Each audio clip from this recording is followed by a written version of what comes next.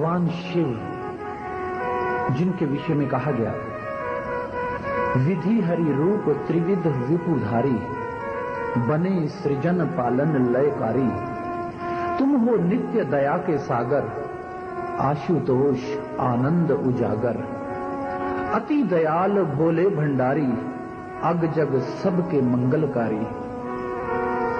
वे भगवान शिव इस सृष्टि का सृजन, पालन और संहार करते हैं। वे आनंद और कल्याणमय हैं। वे अति शीघ्र प्रसन्न हो जाने वाले हैं, इसीलिए उनका नाम आशुतोष है। वे हमारे सभी दुखों का अंत कर देते हैं।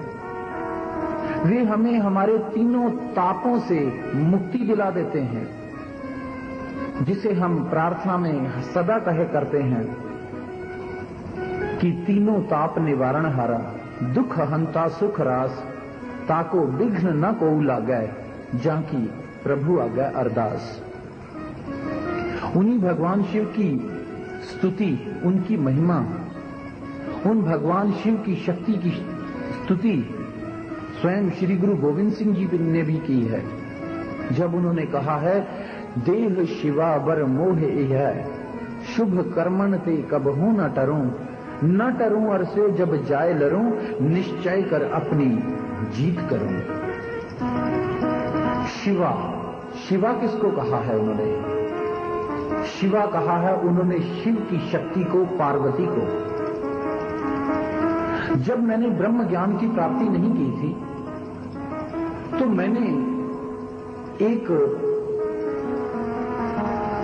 गुरुद्वारे के भाई से, जो कि रोज पाठ किया करता था, पूछा, भाई गुरु गोविंद सिंह जी ने ये शिव की आराधना की है, ये शिवा कौन है? शिव, जिस शिव से वरदान मांग रहे हैं। कहता ये कोई और, ये शिव वो शिव नहीं है, ये कोई शिव और ही है कोई। मैंने कहा, भाई अगर वो शिव नहीं है तो आप बताओ कौन सी शिव की बात हो रही है? ये वो शिव नहीं, ये ऐसे ही है, वो ऐसे ही लिख दिया गया। मैंने ऐसे कैसे लिख दिया?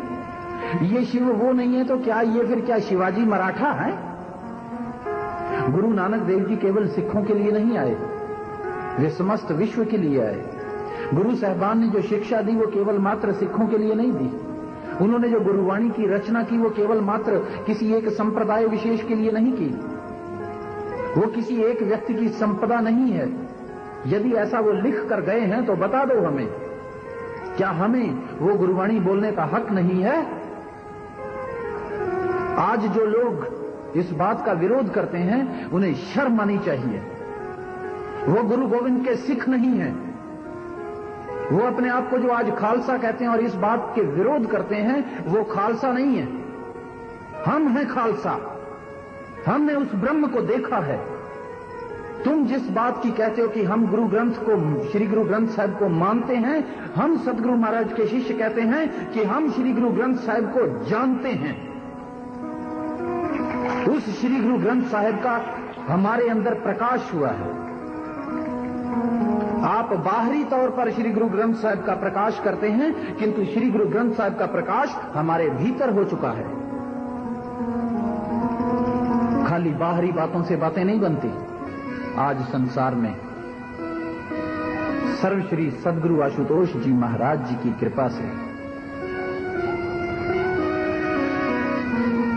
ये सब कुछ कहने का मुझे क्यों मन में आई बात, ये सब कुछ कहने की? वो इसलिए कि मैं और हम सब जितने भी बैठे हैं और जो भी ये आवाज सुन रहे हैं, हम सब पहले भारतीय हैं, तब कोई और हैं। पहले हम भारतीय हैं।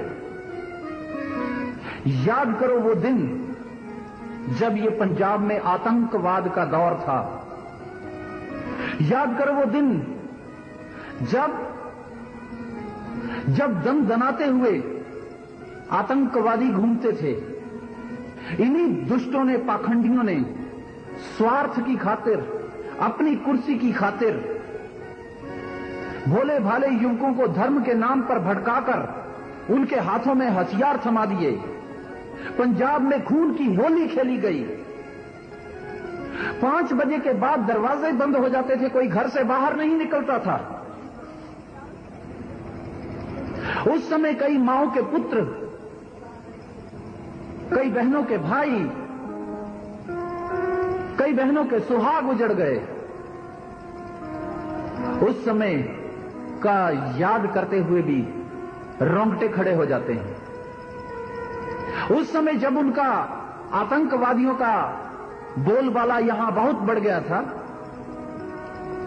उस समय कितना नुकसान उठाया है इस पंजाब ने।